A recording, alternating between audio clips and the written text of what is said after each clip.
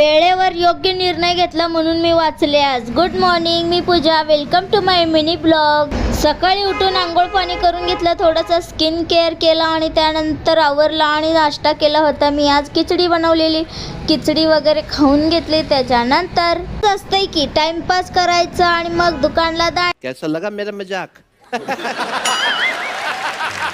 दांडी मारायची. आज दुकानला गेलेच नाही तर मैत्रिणींनी काय झोपूच दिलं नाही. फोनवर फोन ये म्हणून.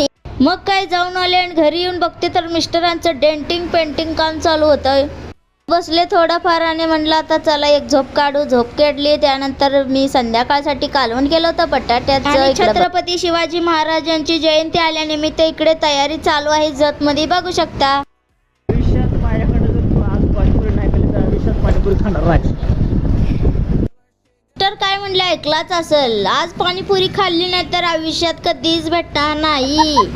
मग आता निर्णय घे, तुला दुकानला जायचंय की पाणीपुरी खायला जायचंय.